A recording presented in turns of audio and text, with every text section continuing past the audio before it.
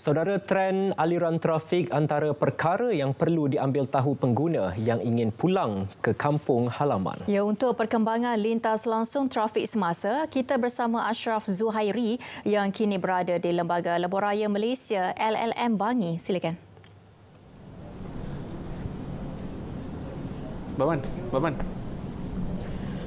Andy, Farhatul, terima kasih kita ke lokasi untuk seketika bagi memberikan gambaran secara khusus mengenai aliran trafik, terutamanya di beberapa laluan. Sekarang ini daripada petang tadi kami RTM berada di sini. Setakat ini aliran trafik masih lagi dalam keadaan tenang, sesak tapi masih lagi bergerak seperti biasa. Ada beberapa kawasan seperti anda boleh dapat lihat di beberapa paparan skrin yang tertera. Dan untuk mengetahui lebih lanjut lagi mengenai aliran trafik di manakah kawasan yang berpotensi tinggi untuk mengalami peningkatan trafik, kita bersama dengan Encik Muhammad Khairil Azim Muhammad Johari yang merupakan penolong pengarah pemantauan operasi Lembaga Lebuhraya Malaysia LLM. Assalamualaikum. Waalaikumsalam. Terima kasih RTM. Baik. Jadi boleh kongsikan apakah beberapa kawasan yang mungkin menjadi hotspot berlakunya peningkatan aliran trafik? Okey, terdapat beberapa lokasi hotspot yang biasa berlakunya kesesakan berikutan peningkatan trafik bagi musim perayaan Aidilfitri. Sebagai contohnya, jika kita lihat di kawasan CCTV di Rawang Selatan, tapi pada ketika ini keadaan trafik masih lagi lengang. Berikutan mungkin para pengguna trafik berhenti untuk berbuka puasa ataupun dan menunaikan solat. Pada ketika ini trafik masih lagi lengang di kawasan Rawang. Kemudian seterusnya kita pergi ke kawasan Skudai, CCTV Skudai. Pada ketika ini paparan CCTV juga menunjukkan keadaan trafik masih lagi lengang. Seterusnya ke CCTV Menora arah utara, iaitu arah ke Pulau Pinang. Keadaan trafik juga pada ketika ini masih lagi lengang. Okey. Seterusnya di kawasan Bido, Perak juga menunjukkan situasi trafik yang sama dengan kawasan-kawasan yang setelah saya jelaskan sebentar tadi, iaitu juga masih dalam keadaan lengang. Seterusnya kita pergi ke kawasan Pedas Linggi.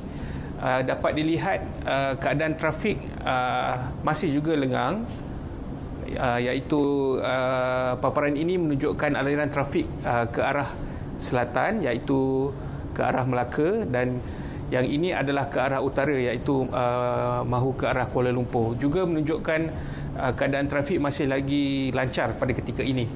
Seterusnya kita pergi ke kawasan Seremban. Okey, keadaan trafik ketika ini masih lagi agak lengang. Okey. Dan seterusnya kita pergi ke arah Pantai Timur.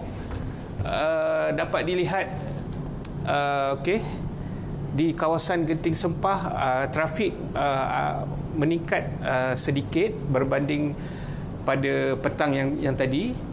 Kita lihat masih lagi lengang dan terkawal walaupun mengalami sedikit peningkatan trafik.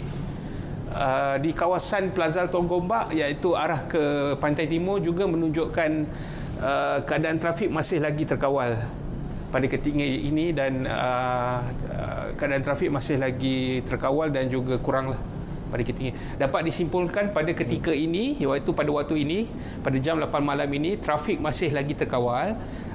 Tapi pihak LLM menjangkakan mungkin pada tengah malam nanti kemungkinan trafik akan meningkat di beberapa kawasan kebiasaannya lah. Okey, satu soalan untuk Encik Khairil kita. Ya. Sekiranya berlaku kesesakan yang terlalu tinggi, mungkin boleh kongsikan antara tips yang berguna untuk pengguna lebuhraya untuk menggunakan SmartLink. Kadang-kadang ada orang salah faham. Ya. Kan? Tuduh sana, tuduh sini dan sebagainya. Okey, pihak LLM menasihatkan supaya para pengguna trafik mengakses media sosial milik LLM dan juga syarikat konsesi. Di situ kita selalu merwar-warkan tentang penerangan berkaitan dengan SmartLane, iaitu SmartLane ni adalah satu kaedah menggunakan lorong kecepasan bagi tujuan menambah kapasiti lorong bagi mengurangkan kesesakan pada waktu-waktu tertentu.